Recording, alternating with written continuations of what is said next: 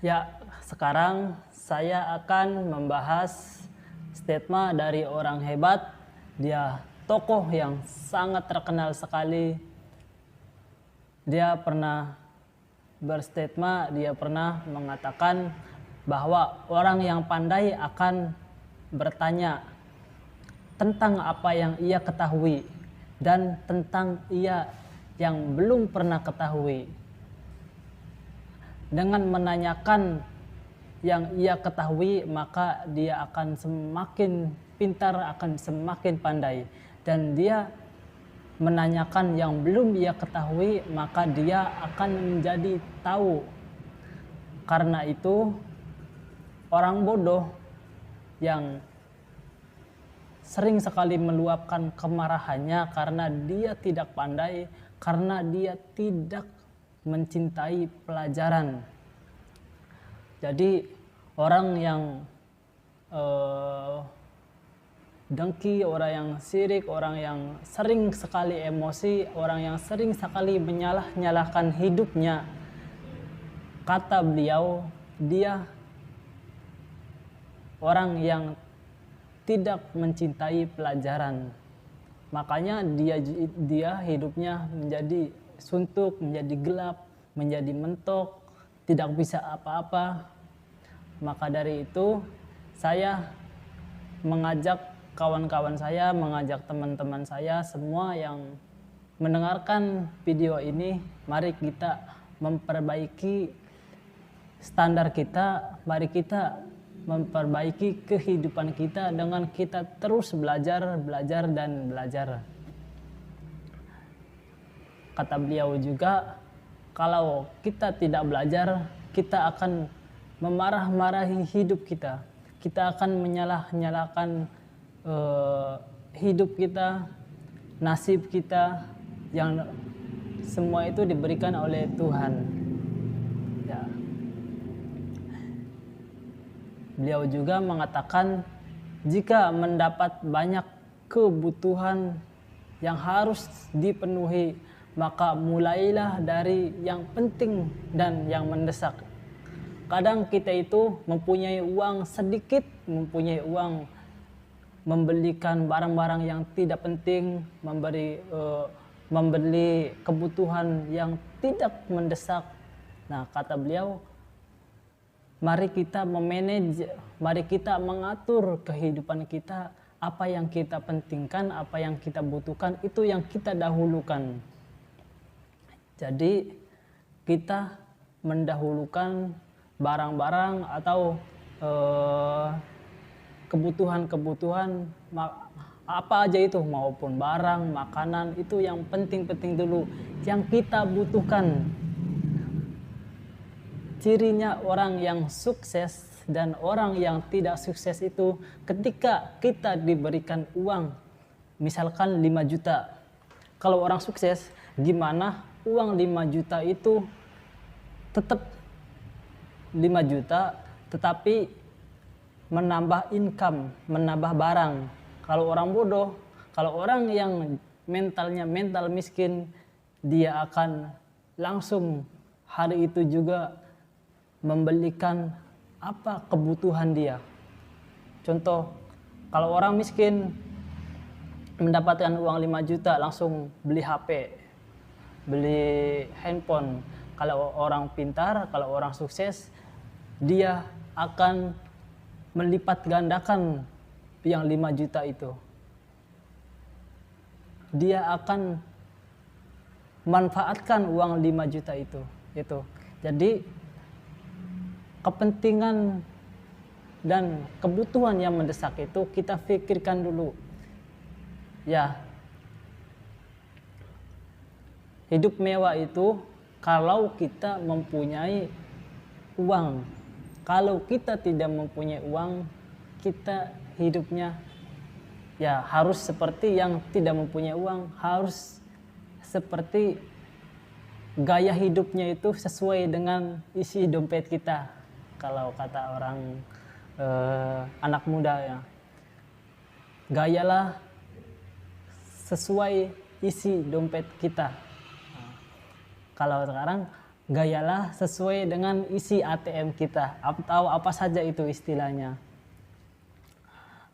Nah, terus beliau juga pernah mengatakan, ada juga kata beliau juga, statement yang terkenal juga beliau ucapkan, tiada kesusahan yang kekal, tiada kegembiraan yang abadi, tiada kemakmuran yang lestari. Jadi ingat masa depan, kalau kita mempunyai uang banyak itu, ingat,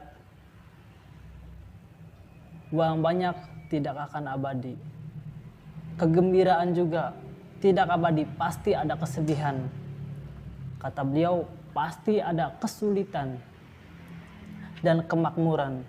Gak ada makmur terus, pasti misalkan ada penyakit, misalkan ada apa aja yang membuat kita tidak mampu makmur. Maka aturlah kehidupan kita dengan sebaik-baiknya, manajelah kehidupan kita dengan seindah-indah mungkin. Maka kuncinya kita mari memperbaiki hidup, memperbaiki standar kita, menambah standar kita, menambah ilmu kita. Ya. Kemudian kata beliau juga mengatakan, perbanyak saudara yang kau bisa, karena akan menjadi perut-perut, menjadi punggung-punggung di saat kamu butuh dan di saat kamu susah. Jadi beliau mengatakan, mari kita memperbanyak saudara-saudara, teman-teman, silaturahmi kemanapun. Nah, ada juga pepatah Islam juga mengatakan, perbanyaklah silaturahmi maka kamu akan mendapatkan rezeki. Dan orang dulu juga mengatakan, teman itu rezekiku, teman itu rezeki kita. Banyak teman, banyak rezeki. Kita punya kerjaan karena teman, kita punya kerjaan karena saudara kita. Mungkin kita diajak, mungkin kita diberitahu apa aja. Jadi kata beliau, mari kita memperbanyak saudara kita sebisa kita. Jangan putus silaturahmi dan jangan memusuhi teman kita, jangan memusuhi saudara kita. Karena dia ada pepatah bilang, dia perut-perut kita, dia tulang punggung kita, dia yang menolong susahnya kita. Dan saya juga sering sekali ditolong sama teman-teman saya selagi saya susah. Saya sering dikasih makan, dikasih kebutuhan-kebutuhan oleh saudara-saudara saya. Saya mengalami itu semua. Jadi jangan musuhi saudara kita, jangan musuhi teman kita.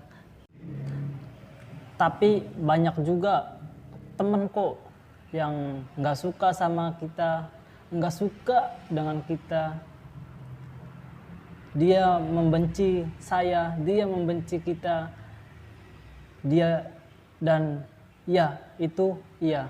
Tapi banyak juga yang suka sama kita, yang mencintai kita, yang mensupport kita. Itu semuanya wajar. Itu semuanya alami. Kadang kita terlalu keras untuk menutup diri terhadap orang lain akan mendapat musuh. Dan terlalu terbuka juga akan mendapatkan kawan yang baik. Maka posisikan dirimu di antara keduanya. Kamu harus bisa menilai bahwa dia itu tidak suka dengan kamu. Kamu juga seharusnya bisa memposisikan diri kalau dia itu mencintai kamu, menyukai kamu, dia mendukung kamu. Jadi yang namanya teman itu berupa-rupa. kita yang memilih teman yang bagaimana. Saya juga di video sebelumnya juga mengatakan bahwa teman itu kita yang memilih, lain dengan saudara kita, dengan ibu kandung kita. Kita tidak bisa memilihnya, tapi kalau teman kita yang memilihnya. Jadi pandai-pandailah mencari teman. Posisikan di antara keduanya, yang baik sama yang tidak baik. Engkau takkan mampu menyangkakan semua orang. Karena itu cukup bagimu memperbaiki hubungan dengan dirimu sendiri, dan jangan terlalu pandai dengan penilaian orang lain.